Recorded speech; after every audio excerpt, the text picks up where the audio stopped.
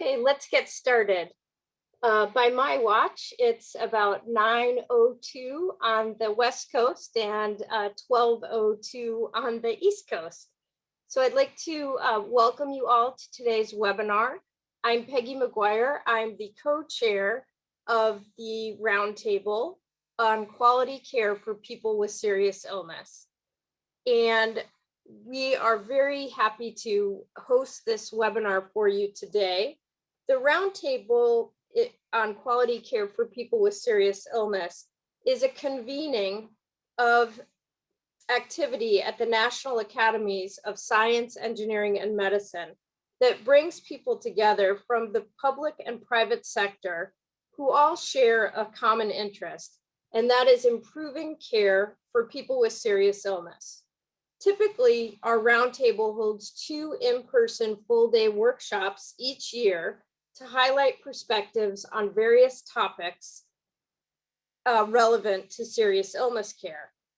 Over the period of the last year, however, the roundtable has hosted several webinars focused on COVID-19 related topics, including 2 webinars on keeping nursing home residents and their staff safe, and a webinar on hospital-based palliative care responses to the pandemic.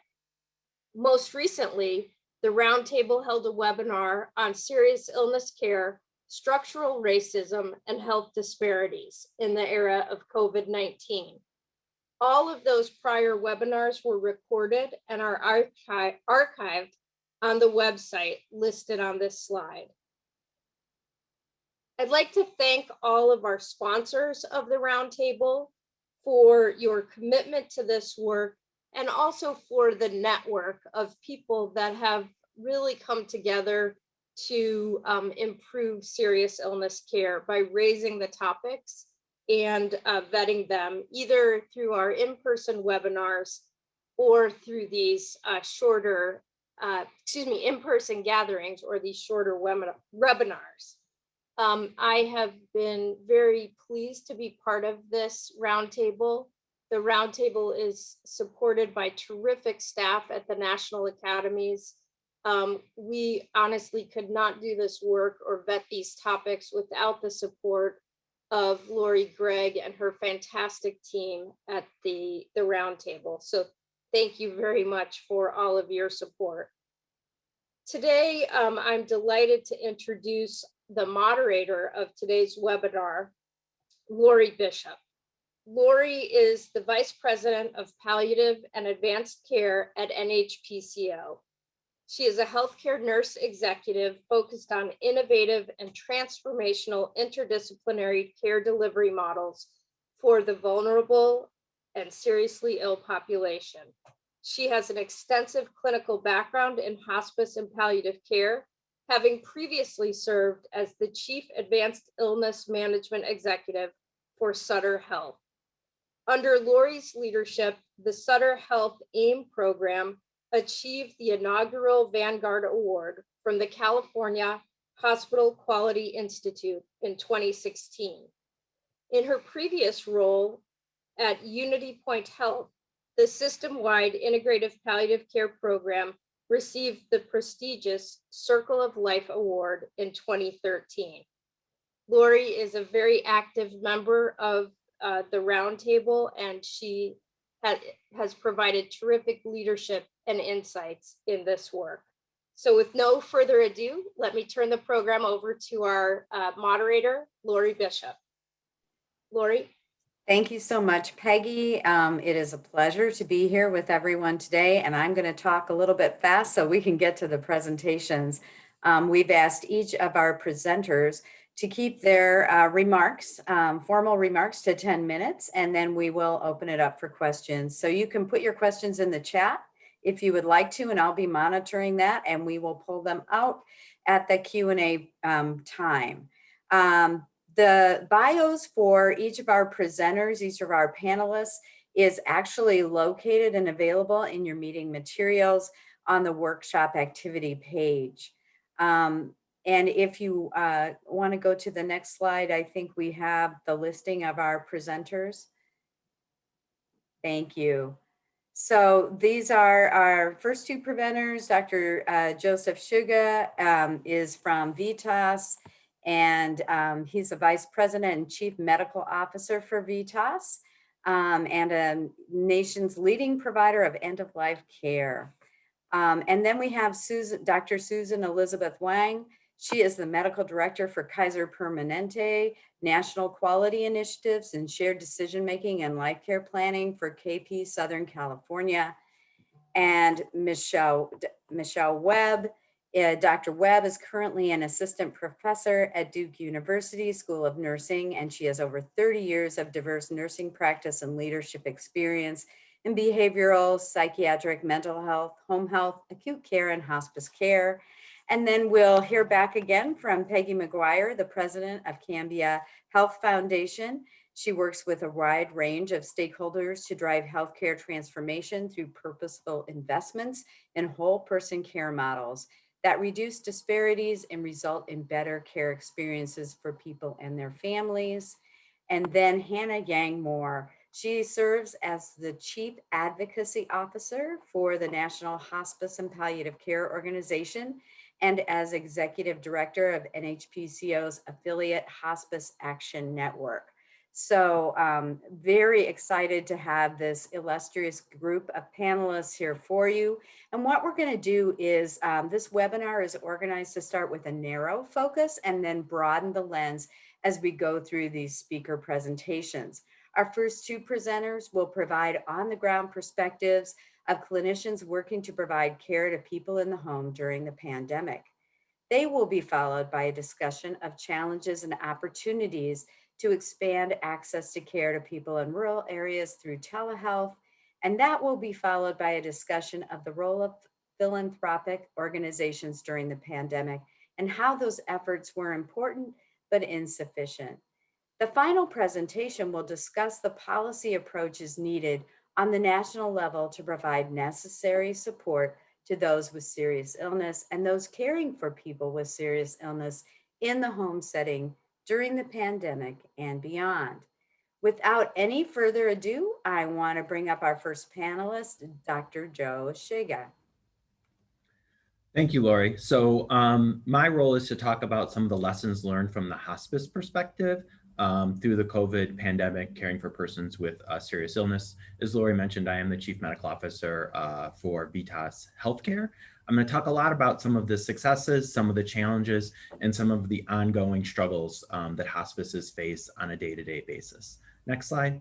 So I outlined the presentation into three topic areas. One is clinical care, talking a lot about staff education, PPE protocols, PPE supplies, and just some of the tweaks to the care model.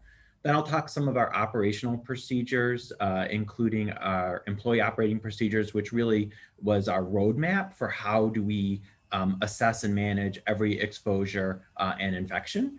And then we created actually a new position at Vitas called the Infection Control Site Manager, whose primary focus in every program is to know everything COVID.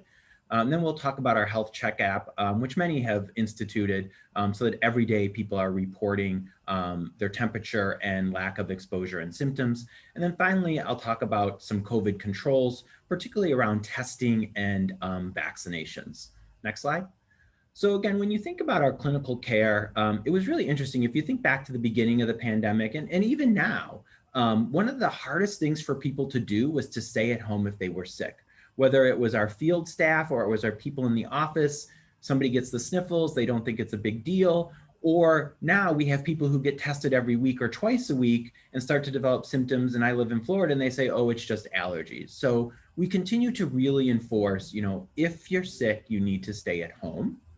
The other thing that we really needed to get out there was about cleaning and disinfecting surfaces, which was a huge challenge, especially when we had staff who had COVID. What are the cleaning protocols that need to be in place, and making sure we adhere to all the CDC protocols, which is exactly what Vitas does. But as you know, there was so much anxiety. People were wanting you to buy blowers and clean out the ducts and do all of this stuff when all that really needed to happen was common sense disinfecting. And then lastly, a lot of time on our PPE protocols. And so You can see in the bottom right-hand corner, our PPE protocol. This is everywhere, which is essentially, and we'll talk about this on the next slide, N95 masks for people in the community are very hard to come by. And really, we could only use those when we knew people had COVID. Otherwise, we had loop face masks and face shields and universal precautions that really have kept us safe. We spent a lot of time educating on what the research shows on the impact of social distancing, face masks, and eye protection. And I would just present them the data. This was a Lancet review that really showed, an 80 to 85% reduction with those interventions that really help keep our employees safe. The other thing that we did, because obviously throughout the pandemic, we had struggles with people keeping on their face masks and their face shields, was we adopted the CDC, I wear a mask because. And so we had different people from different walks in our organization incorporated into our video that was short to talk about why they wear a mask and why it's important to them. Next slide. Again, PPE has been a huge challenge and one of the biggest challenges still in this pandemic. We have contracts with both Medline and McKesson, and they hold us to the standard of par levels of 80 to 85% of what we previously used to order. So as a hospice organization, we never ordered many N95 masks, and so to only be held to 80 or 85% of our typical ordering was very, very few. So we tried very hard to order internationally. And so we had some successes and we had some failures, right? So we bought some KN95s that were fraudulent and had to be destroyed. Others, we bought large shipments of PPE, and states and counties, when they came into the docks, would literally take our PPE, right? Because they had that right with emergency use authorization that they could do that. We were very fortunate that we had partners such as Apple, AT&T on a national level, and on a local level, many businesses, contractors donated their PPE. We have PPE calculators so that a couple times a week, we know exactly how much PPE everybody is using in the program. We do extended use PPE face masks and N95s consistent with CDC guidance, but that's been very helpful to know when burn rates are higher than expected or lower than expected, to make sure all of our programs have the PPE that they need to keep themselves safe and our patients safe. Next slide. Again, our care model has tweaked a little. Obviously with COVID, there's been a huge strain in the hospice space on our nursing staff in particular, given many nurses have kids with homeschooling, needed to go on leave. Many of our staff were older with COVID, had a lot of fear and went into early retirement. And then many of our staff would be lured away by additional compensation from hospitals and other places that we just couldn't compete with. When you look at the studies around hospice workers and their COVID experience, it really mirrors my own experience, was often feeling undervalued, underappreciated, forgotten about, having to make hard life choices between work and their home life and making those sacrifices were some of the common themes that came out of the studies. Also, when you looked at hospices overall, about 3/4 cared for COVID patients. At VITAS, we've cared for over 10,000 patients on our service. About half are able to do testing of both patients and staff, and we'll talk about that a little later. One of the big pivots with the emergency use authorization was the adoption of telehealth, which we rapidly did. We're a mobile first company, so every one of our clinicians has an Apple iPhone. So we were rapidly able to pivot towards telehealth. And that's really important because we would get many patients in nursing homes and hospitals that were dying of COVID. And the only way families had a connection was our nurses doing telehealth. So even though our median length of stay dropped from 19 days to 9 days through the course of that pandemic, which is very hard on our staff, we were able to sometimes leverage telehealth to give families connections they never would have otherwise had.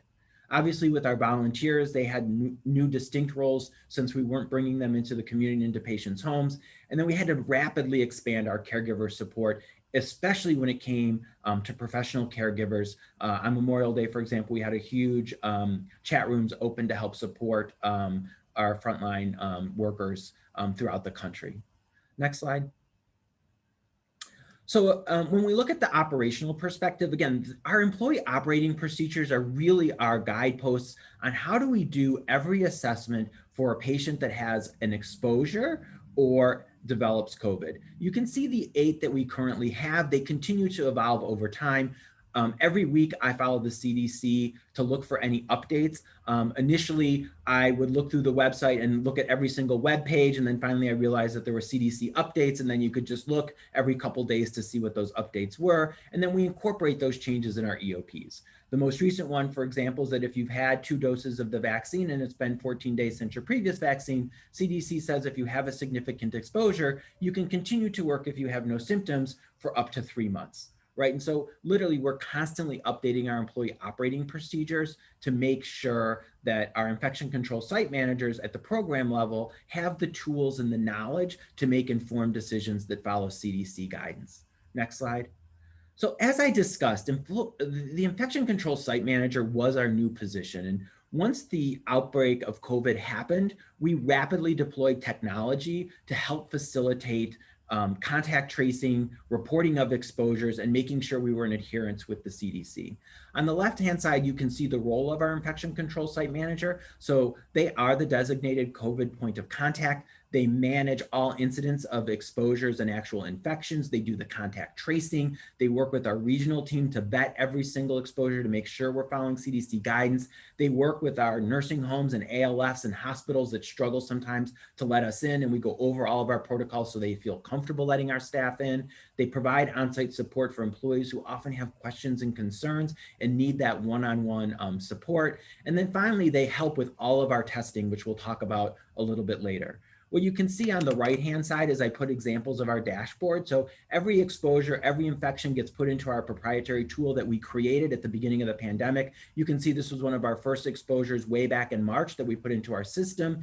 It was a physician in a clinic who wasn't wearing PPE when the patient had COVID. But if you think way back to March, that wasn't that abnormal. But again, we continue for all patients and all staff that have either exposures or infections. We have up-to-date data that we can get by program, by team level. Next slide.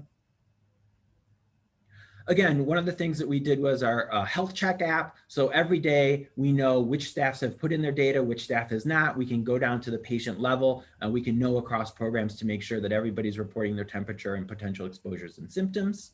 Next slide. Lastly, we're going to talk about testing and vaccines. We were very fortunate. We had COVID testing through Quest initially through PCR, then rapidly expanded our antigen testing. That meant all of our programs had to get CLIA waivers to be able to do the antigen testing, which was a Herculean effort. We also have to follow CDC guidance, because if somebody with the antigen testing tests positive, we need to then do a PCR test given the little low sensitivity. So again, we need to communicate all of this with our infection control site manager, but managing the testing, the results, everything is done at that level. Last slide. So vaccines continue to be a huge struggle. Access is an issue. Understanding hesitancy with vaccine is an issue. About 30% of healthcare workers are hesitant, which has been our experience. In Florida, again, it's been very much a struggle where the electorate has been prioritized over frontline staff in the community. We've created messaging from every discipline within the company about why they got vaccinated. And then you can just see the New England Journal study that really showed vaccinations save hospitalizations and lives, which we're really trying to encourage all of our patients to get. And with that, next slide is the end of my presentation, and thank you. Wow, that was a lot of great information in record time, Joe. Thank you so much. And don't worry, we will have Q&A. Just a reminder that you can put any questions that you have in the chat. We are watching for your questions, and we do have a Q&A period. Our next presenter, Dr. Susan Wang. Dr. Wang, if you want to go ahead and take it away. Thank you, Lori. I'm happy to be here today, and it's an honor to share our experience in Kaiser Permanente, Southern California. Next. First, I'd like to provide an illustration of our care at home ecosystem. This is our effort to drive proactive healthcare delivery to the patient in their community, rather than holding the hospital in the center of our model. Considering our serious illness population, I'd like to highlight a couple of services. Next. Home health provides short-term skilled care to people that are homebound thanks to CAPC, or the Center to Advance Palliative Care. We've identified a high-risk group living with advanced illness.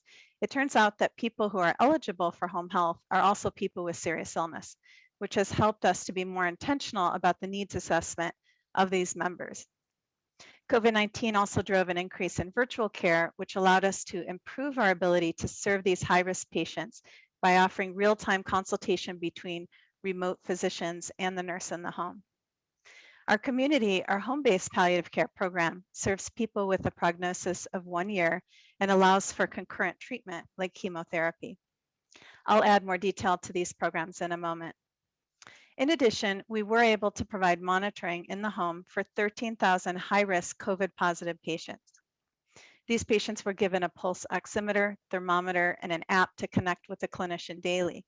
This service helped identify patients early for hospitalization, yet had only a 10% admission rate. And as COVID therapeutics became available, we worked to be able to provide that outside the hospital as well. Over 1,000 people have received IV remdesivir in care facilities and clinics, including 60 at home. This drug has been especially useful for palliative treatment in people who want to avoid the burden of hospitalization, yet accept treatment options that may help bridge them to recovery. Next.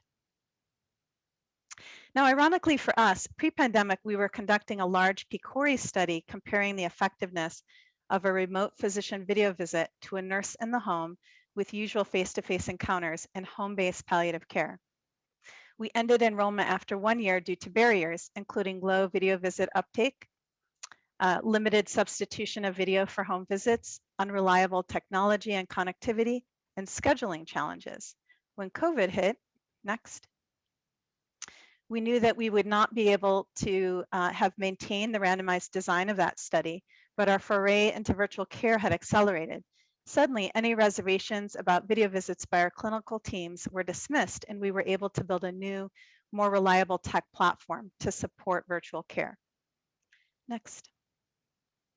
This slide demonstrates that referrals to home health and home palliative dropped during the initial surge due to patients and families wishing to avoid contact and clinic physicians redirecting their own face-to-face visits toward outreach calls to engage our at-risk members in the community, thus meeting patient needs outside of home care. Because we outsource about half of our home health referrals to community partners, our internal agency census remained at near average volumes. The blue line represents the percent of members in home care with coronavirus, which peaked in our recent surge at 10%. On the right, you see nursing encounters per day. Pre-COVID, 10% of visits were virtual. That increased to over 40% at our peak. While we are now at about 1/3 nurse visits virtual, note that our total encounters are higher than ever. The efficiencies gained by virtualizations are being reinvested into patient care. We expect this total increase in touch rate will lead to better quality and service outcomes for our members. Next. Other changes related to COVID-19 included, of course, the rapid need to acquire PPE for our healthcare workers. Early on, the social worker and chaplains were 100% virtual in order to reserve PPE for nurses and physicians. We now provide a weekly supply of PPE at a time for direct patient care, including 1 N95 masks per day. We also had to implement daily symptom screening. This is now done by badge swipe and temperature checks at the local office before embarking on home visits. COVID testing availability was scarce in the first part of the pandemic. As supplies increased, we created drive-through testing centers. Recently, we transitioned to saliva testing, which can be ordered by our staff online, self-collected, and dropped off at the lab for processing. To accomplish testing for patients in the home, we trained a core team of nurses to carry out this task safely. In addition, there has been a need for family caregivers of people at home with COVID for support and education around how to safely deliver bedside care while limiting the risk of virus spread to others in the household. For example, communicating recommended isolation periods or converting nebulizer therapy to handheld inhalers when feasible to reduce risk of aerosolization. Essentially, staff were in a highly evolving environment with new systems, workflows, and trainings occurring often. Next. Now let's pivot to what is on everyone's mind, and that is vaccinations. We have followed California state guidelines around vaccine priority, which at this time includes all adults age 65 plus.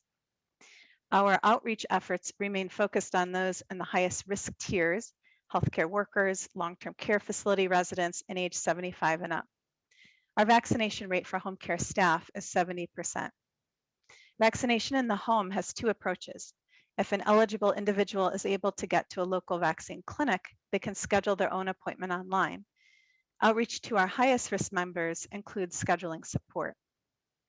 To improve vaccine access, Kaiser Permanente has partnered with other healthcare organizations, Adventist, Dignity and Futuro Health, California Medical Association, and the American Red Cross to create large vaccination hubs for all people in the state.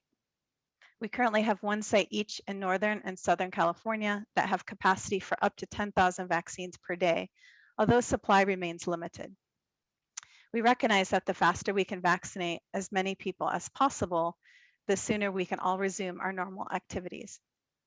In fact, 18% of all our vaccines so far have gone to non-KP members, including our contract home care and hospice agencies. For patients who are homebound and unable to reach a clinic, there are several considerations.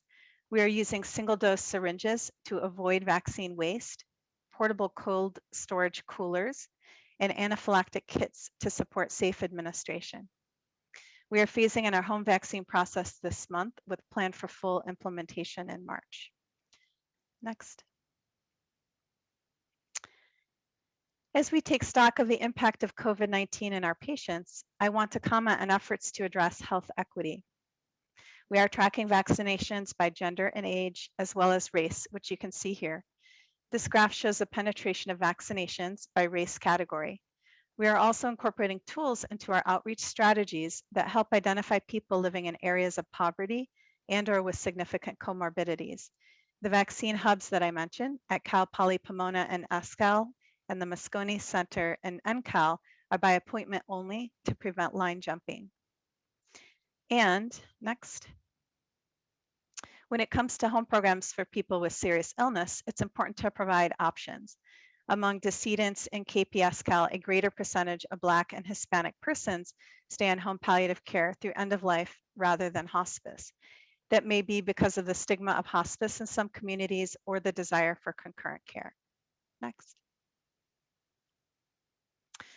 So, while 1/3 of deaths occur in hospitals, the bulk of actual care for people with serious illness, meal prep, bathing, dressing, medication management, financial oversight, medical decision-making, takes place in the homes and care facilities of our communities, which means that we need to continue to invest in and evaluate optimal care delivery services to support people in the home. For us, this means that patient convenience must be a priority. Predictable supply chain is critical to the safety of our patients and workforce. Access to integrated technology improves patient care, and sharing of resources across health entities generates learnings that benefit everyone. Thank you.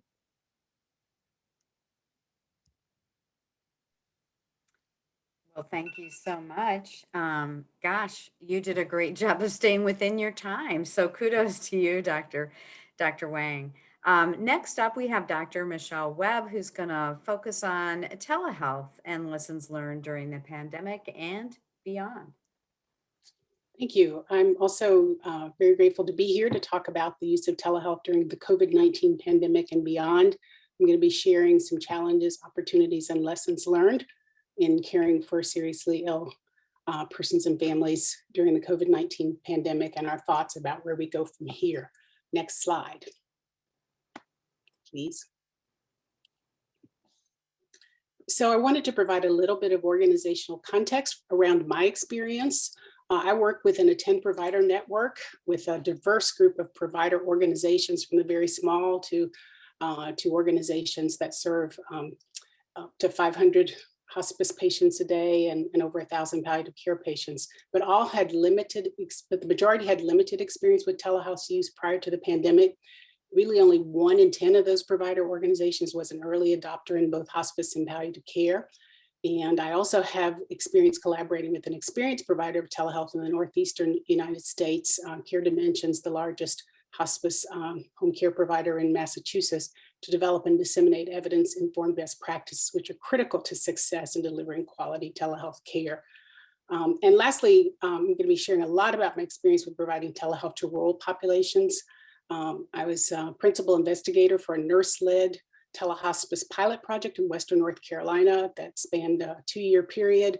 And we have some really good outcomes to share. And it was one of the things that I think informed future work, as well as encouraged others to consider adopting telehealth during COVID-19. Next slide. So in terms of services provided by telehealth, this is a little bit of telehealth 101. And the only thing I want to say here is that the key takeaway is that you have to think broad scope when you're thinking about services if you're going to meet the complex needs of patients and families who are experiencing serious illness. So we need to move beyond just live video conferencing to store and forward to remote patient monitoring and even mobile health if we're going to serve the complex needs, and move beyond the definition that was given to us during this temporary public health emergency of providing at least a minimum of audio and visual equipment. And we certainly in our experience great value and positive outcomes from doing that. Next slide. So this is a little tiny, but this really is highlighting the challenges and opportunities around telehealth use. In the left-hand column are the major challenges that we encountered with implementation efforts, even as we were using telehealth prior to COVID-19 and during the current public health emergency. I expect these will be persistent challenges for those who decide to continue and expand their use of telehealth beyond the pandemic. For each of these challenges listed in the left column, there also emerged equally important opportunities that advance the work of implementing telehealth, both pre-pandemic and during acceleration during the pandemic. And those opportunities are displayed in the right column. And I just want to speak a little bit to a couple of those challenges and opportunities. The first one being patients and families wish to avoid contact due to fear of transmission and fear of transmitting COVID-19. And some who had persons under investigation in their home. A 2020 National Association of Home Care and Hospice survey found that more than 95% of responding hospices reported existing patients had refused visits because they feared exposure to COVID-19. And that certainly affirms our experience that we had patients who loved us, but no longer wanted us in their home because of all of the misinformation, misunderstanding, miseducation around COVID-19. And we also had staff concerns around that. The other big challenge was facilities limits on hospice team in-person visits. And that gave rise to some new opportunities to be creative in providing virtual visits as an alternative to and a supplement to in-person visits to make sure that we were providing care consistent with the established plan of care, because we were still accountable for regulatory and reimbursement compliance.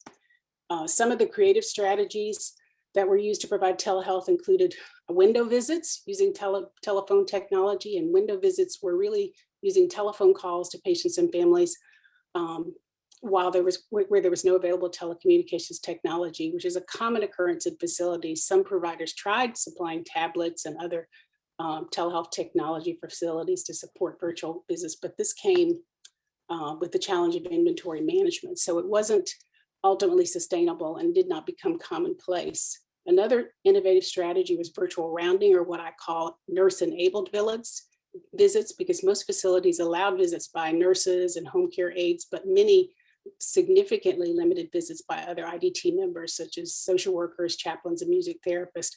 And this really required some very creative collaboration between nurses and these disciplines to ensure that we could continue to provide these services via telehealth and really deliver comprehensive interdisciplinary care. Lastly, I want to talk more about the lack of broadband internet service, because this is another major barrier to overcome, especially for those providers who serve rural populations. While rural Americans have made large gains in adopting digital technology over the past decade, they generally remain less likely than urban or suburban adults to have broadband internet access or to own a smartphone. According to a 2019 report by the Pew Research Center, an estimated 24%, nearly a quarter of rural homes lack access to high-speed internet service, and only 71% of those living in rural America own a smartphone, compared to 83% of those living in urban areas. So my experience as the principal investigator for our nurse-led telehospice pilot program at Four Seasons in Western North Carolina was that anywhere from 16 to 8% of our population lacked the broadband internet access needed. So a related issue that arose out of this limited access was the need for technology that would address the limited digital health literacy of the rural population that we were serving. So it was critically important that we select a mobile application or a telehealth platform that was easy to use, easy to learn, and allowed for provision of a broad scope of telehealth services, which is really the theme. Broad scope is really important. Next slide, please. So we selected TapCloud, and in the interest of time, I won't give you all the details of how TapCloud works, but the most salient feature and the thing that really made it work for us was that it provided a single, comprehensive, and easy to use platform for patients and care teams. And it allowed for provision of that broad scope of telehealth services, including HIPAA secure texting, virtual visits, both audio and visual, photography. We used it to share photos of wounds, for example, to allow for better staging and better treatment planning around wounds. The remote patient monitoring feature, including ongoing collection of symptom data and the data that flowed to a clinician dashboard for care management support. So these were some of the benefits of that particular app and why it worked so well for us. Next slide. So lessons learned. These are not an exhaustive list of the lessons that we learned from our experiences within our network and from those that we have collaborated with outside of our network. Again, we're a group of diverse hospice providers of varying size, and we are still learning. But I share these because I think they are some of the most important lessons that we learned in our implementation process, with the first being that the selection of a telehealth platform should be guided by whatever the organization's short and long-term goals are. And those may obviously change over time as people gain more experience with telehealth.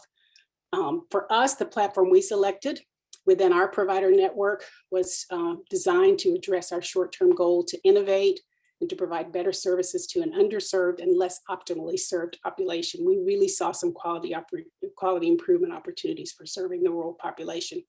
So our telehealth platform selection reflected that goal. And also we had a goal for a cost-effective platform that would be scalable to all service lines within the organization. So we could use it in hospice, palliative care, home care, and even in our care navigation services. The second lesson learned was that it's kind of a no-brainer that faster, smoother adoption from providers with any experience occurs. If you have some experience, it made it easier for people to accelerate. And we had the benefit of having the experience of one provider that had used telehealth extensively and had done some research as well as some piloting of telehealth services with rural populations. Another important lesson is that clinical team resistance is to be expected, and that inadequate access to broadband internet is a significant barrier that must be overcome, especially in serving rural populations, which the majority of the providers in our network serve. So we were very committed to looking at how we can overcome that barrier. A key message for clinical teams and clinicians in providing telehealth is that it's not a substitute for in-person visits. That was one of the concerns and fears, and there's been research in the early 2000s to support that there was a concern that telehealth would become a substitute for those in-person visits. And the message we gave consistently was that it really was an opportunity to supplement, augment, and enhance the quality of care that we provided to patients and families. And I have some data to share some of our experience with clinical outcomes and the experience of patient caregivers and families. You have to also, one of the things we learned was really track the most frequent uses and the most frequent users, and gear your staff training to ensure that people have the tools they need to be able to use the technology effectively, especially in the areas where they're going to be using it frequently, to ensure that you can consistently deliver a good quality of care. And then look at the most frequent users. In our case, it was patient and family support team members. We also did a fair amount of face-to-face visits using telehealth.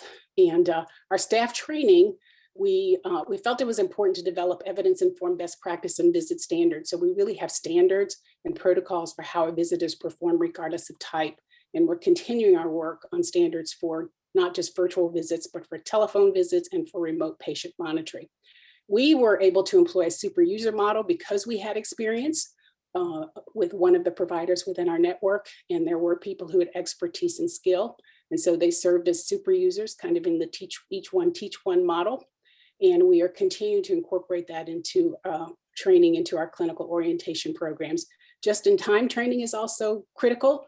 And we have a learning management system, but whatever system is used, that just-in-time training as you learn and as you identify where there are opportunities for improving is really critical. And then lastly, just a couple words about patient and family caregiver training. It needs to be individualized, customized, and you need to prepare to provide some administrative support because we have had to use administrative support to do some of the initial orientation and downloading of the application and some troubleshooting of the application. So in the last slide, next slide, please. Michelle, we need to wrap it up. Sorry. Okay, that's fine. I want to talk about outcomes and future changes. And we've done some work that has informed and it encouraged us to continue telehealth. And some of our outcomes were improved symptom management, positive experiences, and we'll continue to use telehealth. In work funded by Rita and Alex Hillman Foundation, we really saw some significant experiences in our top box hospice CAP scores, with the one in red being training family to care for patient. So what we need to be working on to continue is looking at how we sustain and scale it, learning more about possible future uses. Bereavement is one of those areas we're looking at, and really using some effective implementation and change management strategies, which I'm happy to answer questions about as we go along. Thank you very much. Wow, thank you, Michelle. And I hated to cut you off at outcomes because I think we're all about outcomes. So hopefully in the Q&A, we'll have more time for that. And just a reminder, I misspoke earlier to put your questions in the chat. You really should put them in the Q&A function. The chat has been disabled for that. And I see that many of you have already figured that out. So thank you very much. I am collecting those questions. Next up, we have Peggy back to share about the Cambia Foundation and some of the role of philanthropic activities during the pandemic. Thank you, Lori. And thank you to all the presenters. I've really enjoyed listening to your presentations and your experiences during COVID. Let me start by just giving you a little bit of background about Cambia. If you go to the next slide. Cambia Health Solutions is a tax-paying nonprofit. We're headquartered in Portland, Oregon, and we serve customers in the Pacific Northwest, in Oregon, Washington, Idaho, and Utah through regional health plans that are affiliated with the Blue Cross Blue Shield Association. We have about 4,700 employees that are all united around a common cause, which is to transform healthcare to make it more person-focused and economically sustainable. Our regional health plans serve about 125,000 Medicare Advantage members and 100,000 Medigap members. So our goal overall is to make healthcare simpler, more affordable, and I would say coming out of the pandemic, more equitable and inclusive. Let's go to the next slide. Cambia Health Foundation is the corporate foundation of Cambia Health Solutions, and we make purposeful philanthropic investments that transform healthcare to make the journey more person-focused, economically sustainable, and inclusive from birth through natural completion of life. Our foundation was founded as a separate 501c3 organization back in 2007. Our sole investor is Cambia Health Solutions. To date, we have invested about $46 million to advance palliative care access, awareness, quality, and leadership development. Our signature program, grant program, is called Sojourns. And through the Sojourns program, we invest in palliative care to help people with serious illness and their caregivers live as well as possible for as long as possible. And we really want to meet people where they are. So, we want to make sure that they have access to palliative care in the home, in the community, in the hospital, and via technology platforms. So we've really been investing in program development in each of those areas, and also, as I mentioned, in the supporting the workforce. If you go to the next slide, please. We know from our research that people want to be at home. I love this picture. It's actually hanging outside of my office. It's the woman in the middle is actually one of our grantees who works in a hospice program in Idaho, and I just love how connected everyone in this picture is. That, you know, even the dog, I mean, the dog is really cute, and we know pets have a healing function.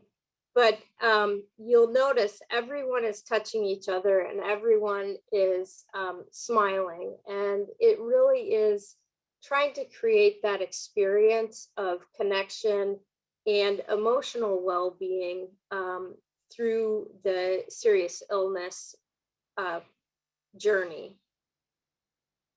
This picture has been severely challenged in the last year because of COVID. People have been isolated. Caregivers are not able to visit their family members who are, in long-term care facilities. That's created a lot of emotional distress and social isolation, both for caregivers and for people with serious illness. If you go to the next slide, please. What we've done through our health plans, prior to the pandemic, we had developed a personalized care support program for our members with serious illness. And when we developed that program, we specifically expanded access to home health benefits. We removed kind of restrictions on the number, the number of visits someone could have. And we also extended the types of services available. So we began reimbursing for family therapy in the home and marriage counseling. And just so we could provide that holistic support for people and families who were experiencing serious illness. When we designed our personalized care support program, we designed it with both the person with serious illness and the caregiver at the center of everything we do. And we had a specialized team of case management nurses who provided in-depth resources and support for people with serious illness and their caregivers. We provided some training to our network of providers that we contracted with regarding advanced care planning.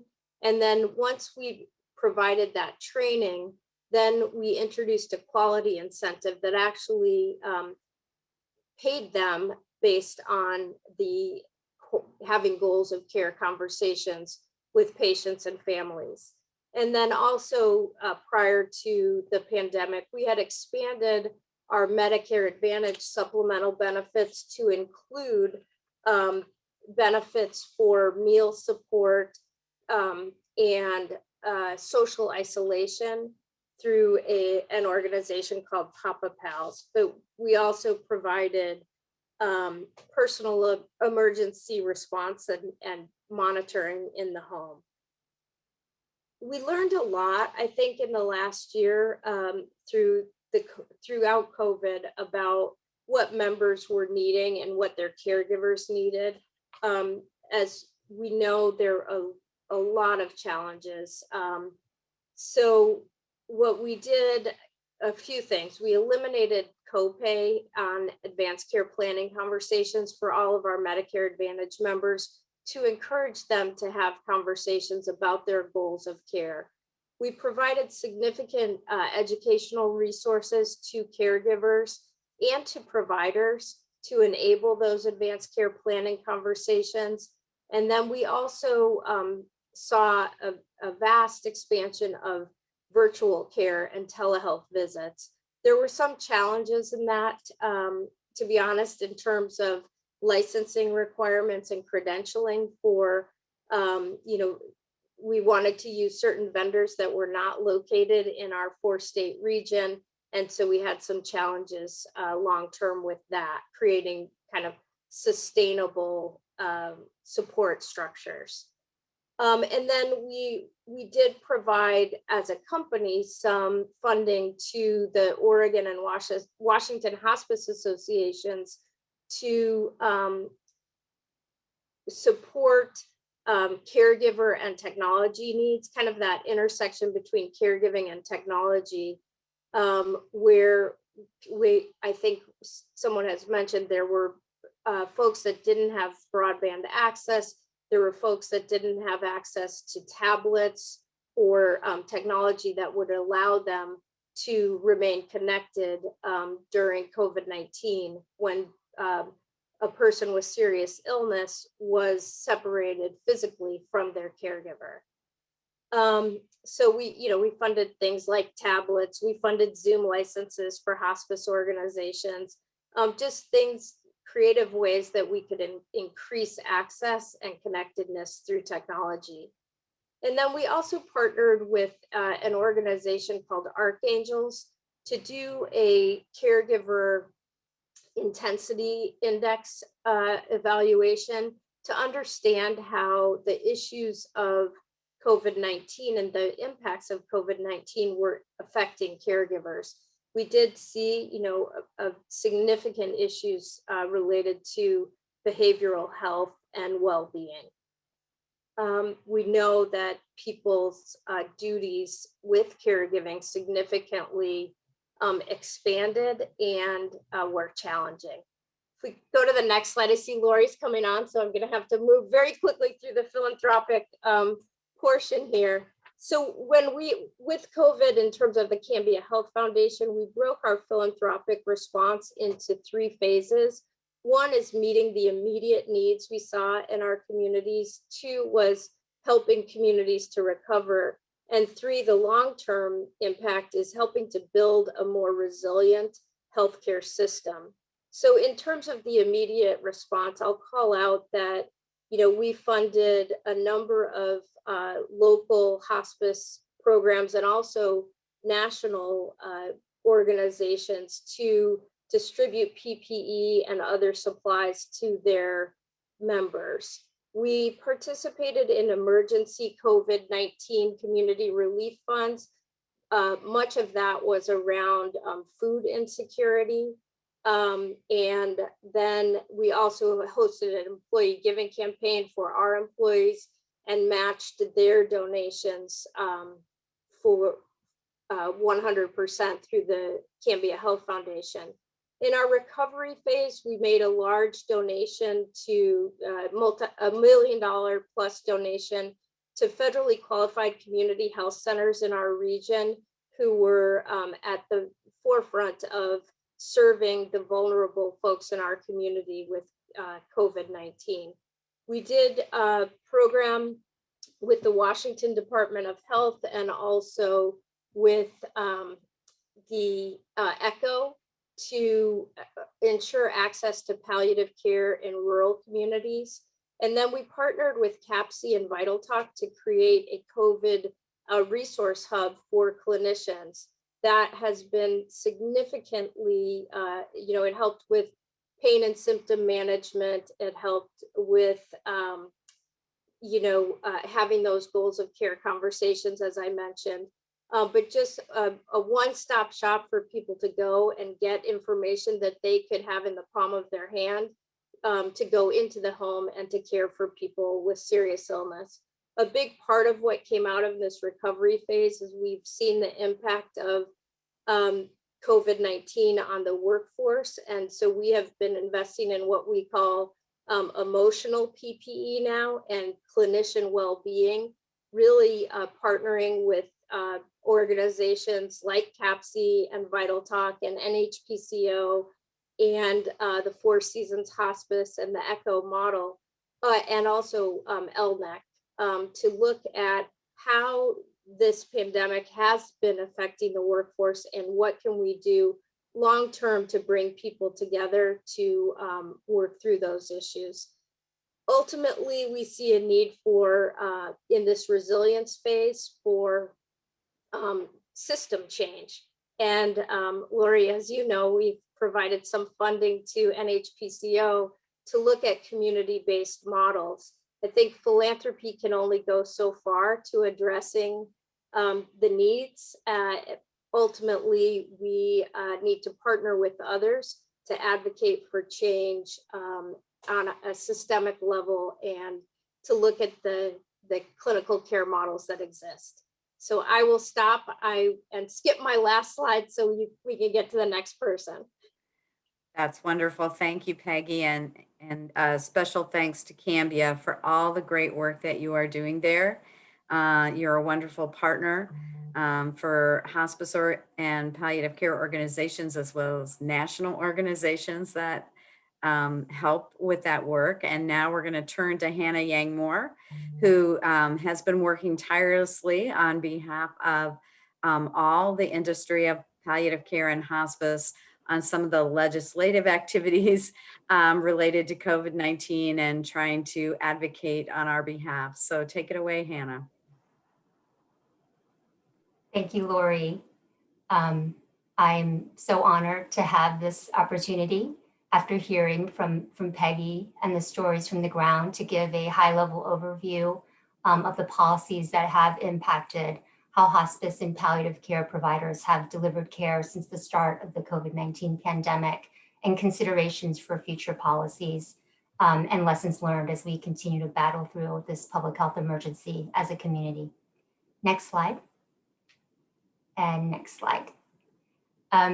When we as a provider community framed our policy priorities pre-pandemic, we focused on improving access to care for the seriously ill, ensuring the highest quality care possible, addressing racial disparities and increasing diversity, the need for coverage or financing, and addressing the workforce shortage. Well, in the time of COVID, these priorities and issues did not change. The need to address them just became much more urgent.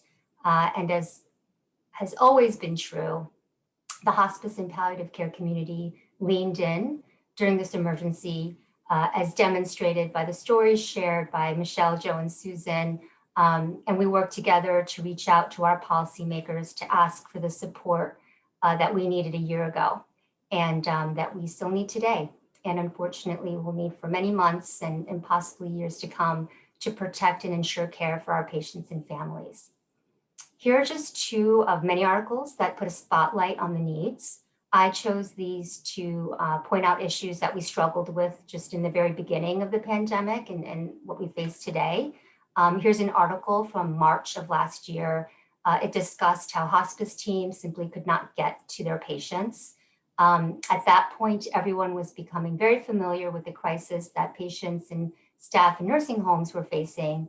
But what wasn't as well known was that about a third of all hospice patients are nursing home residents, which I'll talk a little bit more about in a few minutes.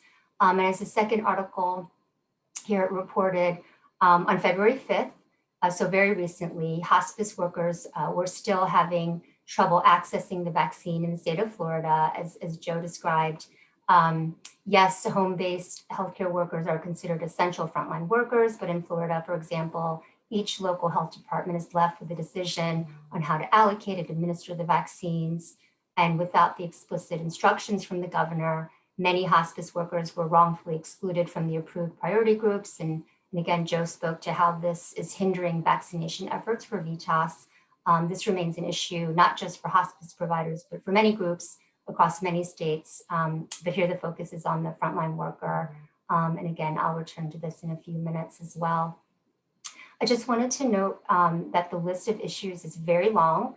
It includes many problems, including the desperate need for PPE that still persists, advanced care planning, disproportionate impact of COVID-19 on communities of color, excessive administrative burden, and things of that nature that, given this time limit today, I didn't include here, but I'll try to touch on some of them as I move along. So next slide.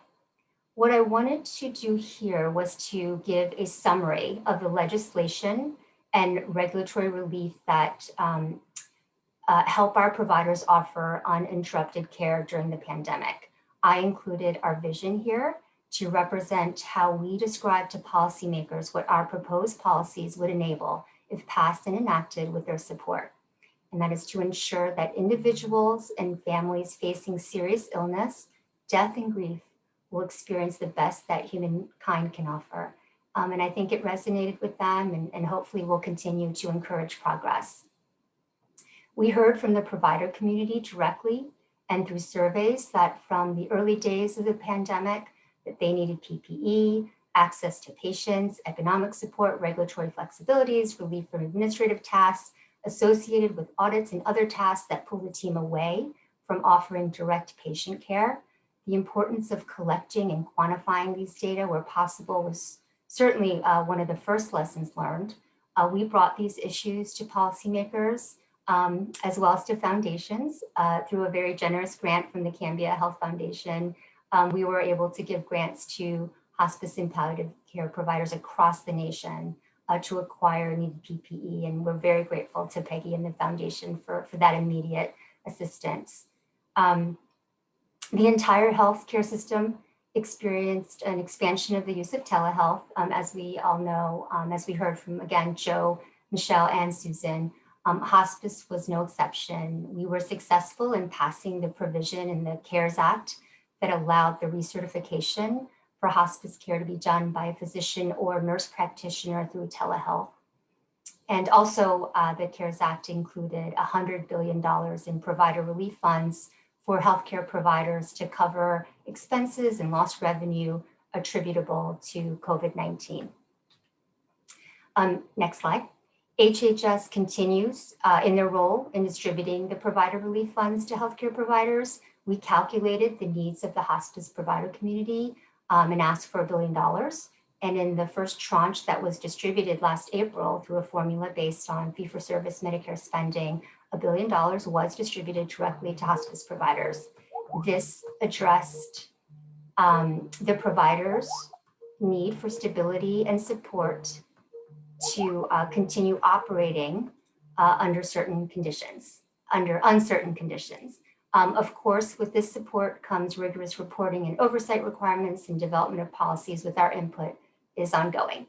As for regulatory flexibilities, I could spend an hour just talking about this, but what I'll say is through authority granted under the public health emergency, CMS issued 1135 waivers that the entire community asked for. 13 waivers were approved, which offer regulatory relief related to the volunteer requirement, training, non-core services, and more. CMS also paused routine audits, which I mentioned earlier. Next slide, please. So those are just some of the policies that were passed and implemented since the start of the pandemic that have directly impacted hospice and palliative care access as well as delivery. I'm going to very briefly talk about where we are today. I won't go into too many details, as I know all of you have been tracking the COVID-related activity of this administration and Congress closely since it's all over the news. The only thing I would like to add is coming out of a meeting with White House officials last week. It's not surprising. One official did say that the first, second, and third priorities of the president are COVID, COVID, and COVID. Yes, they're accomplishing other policy goals through executive orders and such, but COVID is, for obvious reasons, their top priority.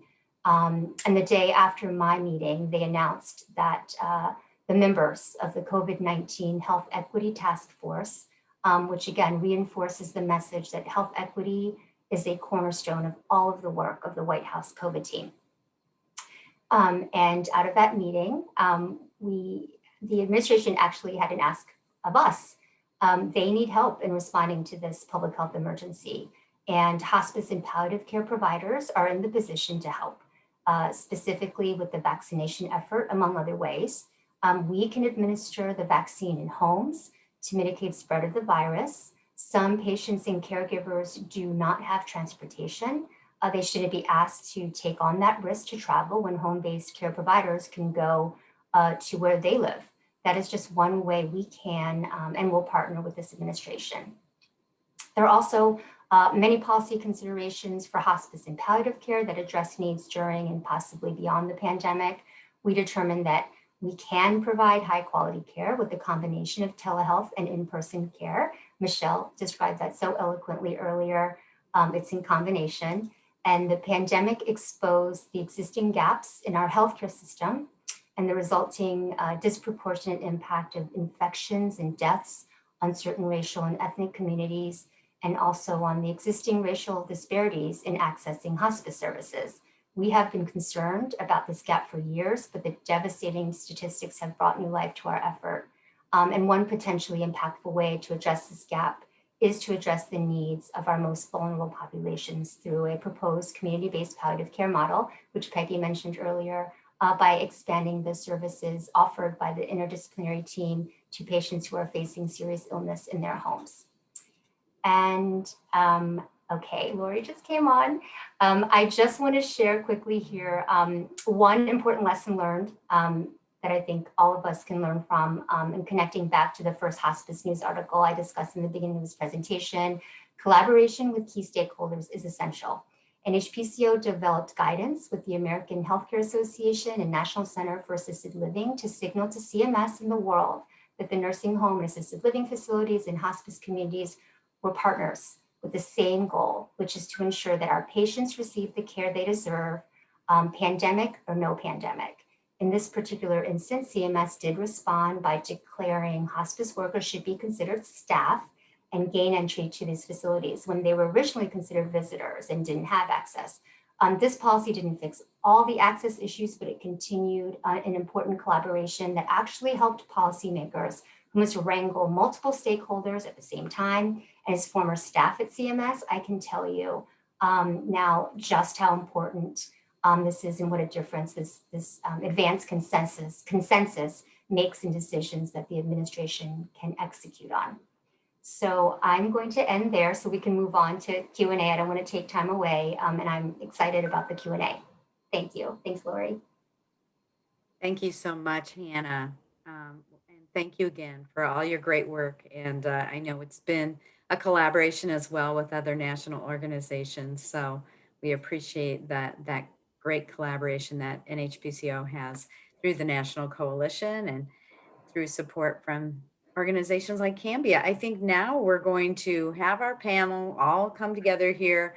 And we do have quite a few questions in the Q&A, but one of the things I really wanted to get reaction to was one of the things that Hannah said, and that was that home health and hospice can be a solution to vaccinating the homebound. And we've seen a lot of articles come out about the seriously ill who are homebound and how do we get vaccines to them. And so I guess I'd like to get a reaction from some of you on the panel here, thinking Susan and Joe, what are your thoughts on how we mobilize that workforce to do that work above and beyond the patients and families that we serve?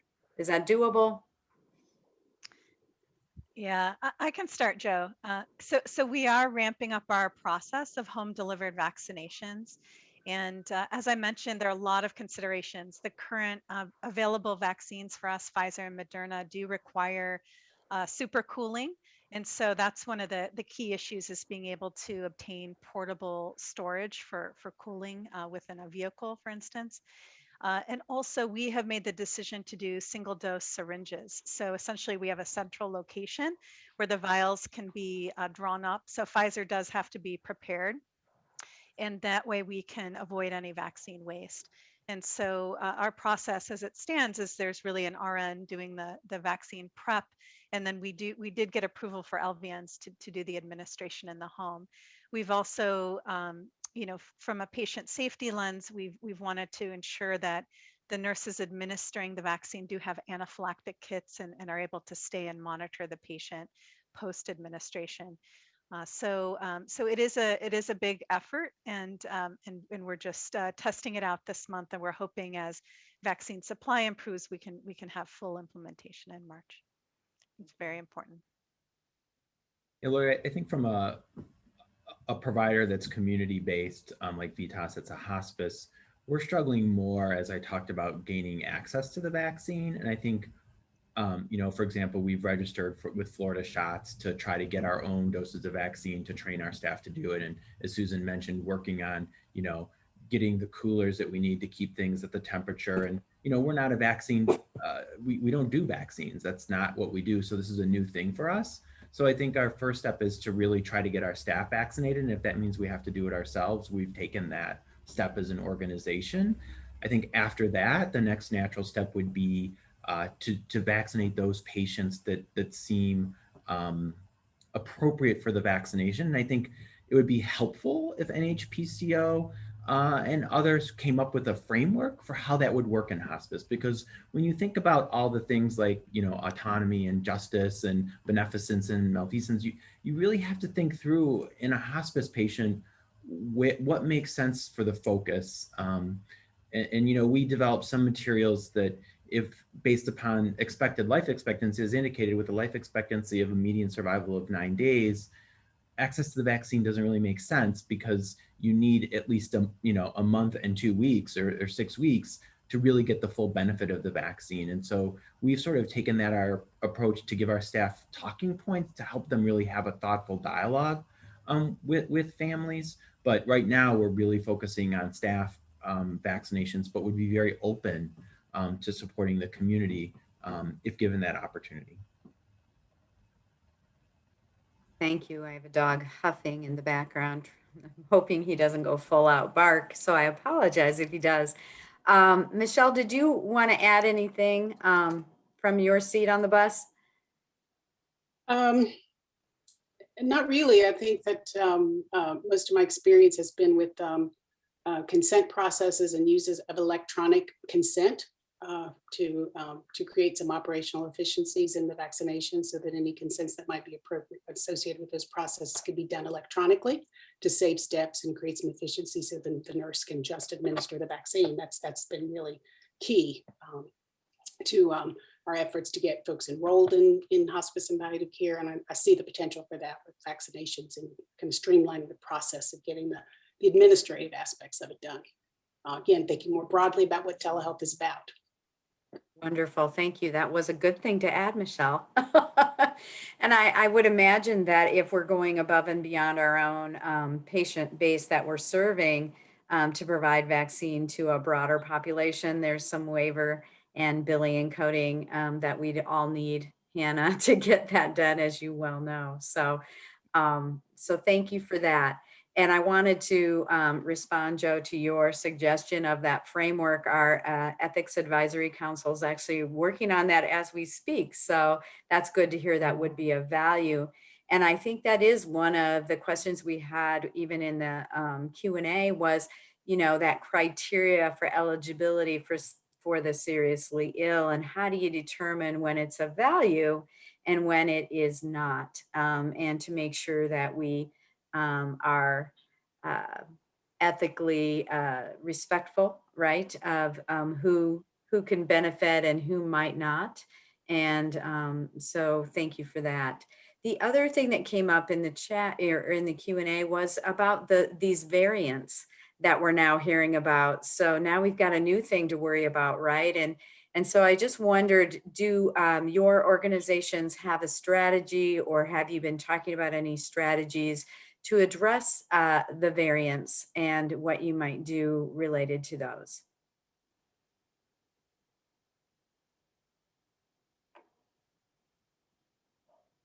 Go first again, Susan. I'll follow you. We're all jumping at this one. I think, by definition, a pandemic has a lot of uncertainty, right? So I think we're not sure, are the existing vaccines going to provide the right coverage for whatever variant may come along? So we're all learning as we go, just like the scientific method. We do the best we can with what we know, and when we know more, we do better, as Maya Angelou said. So I think for us, the preparation is mostly in the experiences, not only that we've learned for us, we learned a lot from the East Coast when they experienced their first surge of COVID-19. And then through our own surges, how to mobilize our teams in a way that's most efficient and allows the kind of the best patient care that we can provide. So I think if variants become more prevalent, I imagine that future surges will be part of healthcare for some time, and we'll continue to have to expand up and down and have that flexibility with our care delivery model. Yeah, and I think that does contribute some to vaccine hesitancy that we've seen, right? Why should I get this if I can just wait?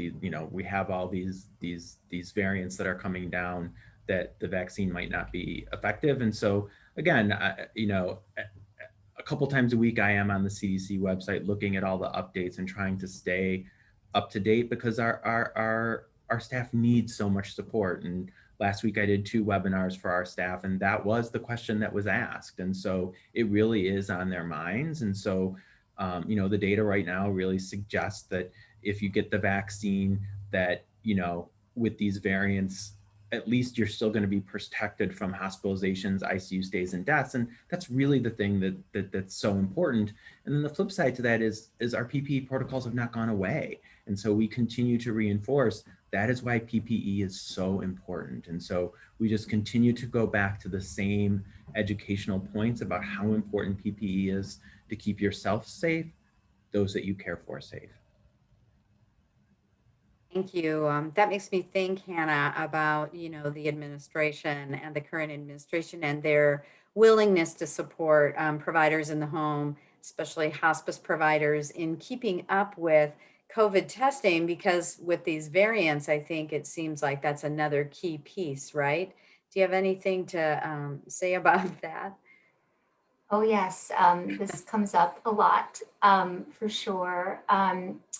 So I'm going to walk back to last year. So under the last administration, sort of where these efforts were being born, I guess, under Operation Warp Speed, and we were, very closely involved. What we did was, again, measure or try to estimate sort of the testing needs, at that time. And what we did was, again, through sort of a process, what we did was we made sure that the administration allocated 10 million tests for home health and hospice, based on, again, the estimates that were provided, and knowing that, sort of in the future we could add more, but we had to get, right in there on the ground right away to sort of reserve what was ours in our mind. But the plan for allocation, again, this sort of goes across the board for testing, vaccines, therapeutics, et cetera. I think for the obvious challenges, and expected and sort of, understandable, the allocation plan was not as comprehensive as it needed to be. I think that there just wasn't enough time to think through, how to get these tests, as many out as possible to those who needed them. And what we're doing now is working with the administration on ways to address, where are the needs, where are the gaps in those testing capabilities, based on, again, the lessons learned from last year, what's available today, and how best to operationalize sort of that distribution. And I know, just specifically VITAS, working with you on getting the tests out to all of your locations, that's a process. And because it's the federal government who owns these tests, they're going to add another layer to this. And then there's just the broader administration sort of plan, right? The national plan. They want to double the number of drive-through testing sites. They want to invest in the next generation testing, which includes, again, like a huge investment in home tests and instant tests. And I think that, many of you probably read about that, and how to scale that up and how that will impact sort of the overall, I think, in a very big way. It's supposed to, but there's just so much involved in sort of how to measure that capacity. But what they want to do is scale it up by orders of magnitude. So hopefully we will benefit from all those efforts. Time will tell. But again, I think it's important for us and for all of you to sort of reach out and let us know what your specific needs are. And we can translate that and interpret that and communicate that to the administration, who can then use that information. Thank you, Hannah. Michelle, one question that came in the chat that I love, and after you answer, if others want to join in, what are the lasting elements of telehealth that we should be keeping? I think the opportunity for connection. And I think that if we use it well and we develop the skill for using it effectively, then the whole piece of social isolation, I mean, I think we've all experienced that during the pandemic, but it really is about how well you use it. And there are definitely some good and better and best practices around conveying empathy and around really being as present as you can during a telehealth intervention or activity. And so I think a lasting effect is that, you know, it's here to stay, and that it's another way for us to stay connected to our patients and families and to serve them, and another way for us to be efficient in doing that. It actually allows, potentially in our experience, has been for more contact rather than less. And that's I think a key take home message, is that, you know, you can really provide more contact. And for us, particularly with the outcome around hospice, around training caregivers to care for their loved ones, being able to really provide really frequent education and information that people need, as well as support and affirmation for, you know, just you're doing a good job. I think that connection is a huge piece of it. And I think we didn't anticipate how valuable that was for people who were some of the only folks coming into their home during this time. And I think that's something that we really need to learn a lot from as well. And I think just really one of the lasting effects will be really us getting more creative with leveraging the technology to provide really a better quality of care. Thank you. Susan or And, Joe, do you have? Oh, sorry. Or this is Peggy, go ahead. Let me, if I can add to that, I appreciate that response, Michelle. And I would say, you know, as we look at what are the lasting impacts or the lasting model from telehealth, that we really should design it holistically around the needs of the patient and the family. And start there and develop those personalized interventions for people. You know, I think for many people with serious illness and their caregivers, having access to telehealth creates so much convenience and allows, you know, that connection real time. But I think there are two other things I would say is we have to not lose sight of equity issues when we think about, you know, health disparities and gaps in our healthcare system. They can also be geographic. So, you know, people in some communities don't have access to broadband networks, and so they don't have as ready availability of telehealth. So we need to design that into the future model, really keep an equity lens on whatever we decide. So it has to be person focused, it has to be equitable. And then I think one of the huge promises of telehealth is the ability for clinicians to support each other. And clinicians with expertise, you know, let's say at an academic medical center or at a large hospice organization, can provide support via telehealth models to folks in rural communities. So then you could maybe blend telehealth with access to a clinic in a rural community. So I think we'll have to be creative in looking at what are the best elements and combine them holistically in our healthcare system. Hopefully we'll come out of this pandemic with a stronger, more resilient system than we went in. Great. I also just want to add, you know, the pandemic sort of really facilitated adoption of telehealth and some of the rules that went into place that made it much easier to use it. The other thing that we found is, you know, we are now a nation of natural disasters, right? So on top of the pandemic, we had lots of California wildfires. We had lots of hurricanes this last year. And telehealth was invaluable in some of those circumstances where we traditionally would not have been able to access and help patients in the ways that we could because of telehealth. And so even outside of this pandemic, telehealth has so much more utility to be able to help in situations where before we really had no good options. So I think that's an important point to continue to remember.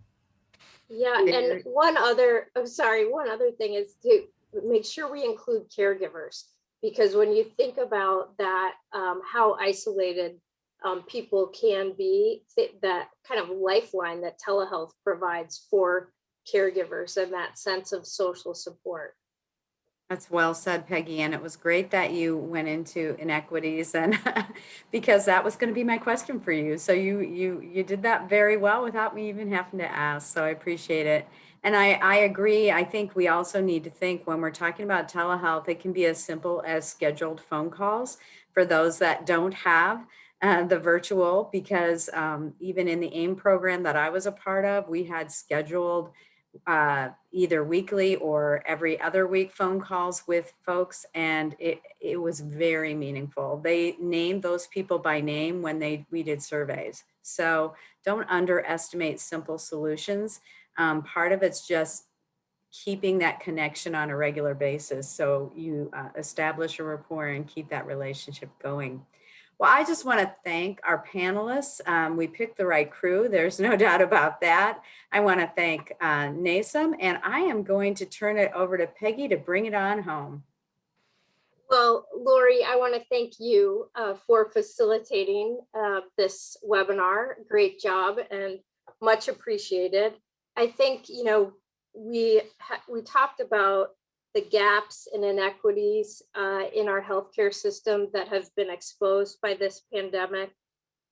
We know that hospice and palliative care providers have gone above and beyond during this pandemic. And Hannah, I really liked what you said about thinking about how hospice and palliative care providers can contribute to equitable vaccine distribution efforts. I think, you know, this workforce is incredible. It's so valuable to creating quality experiences for people with serious illness and their family members.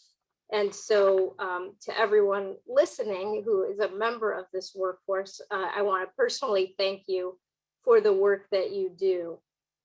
To all of the panelists, thank you for your insights, sharing, you know, your boots on the ground experiences and your lessons learned. I learned a lot listening to you and thinking about how collectively we can work together to create a better healthcare system moving forward. Finally, I want to thank Lori Gregg and the team at the National Academies. The roundtable is so well served by you, and we thank you today for helping us to put on this webinar. Again, I want to remind you that today's webinar will be available at the link on the slide, and please feel free to share this link with your networks. Thank you for your time today, and take good care. Bye-bye.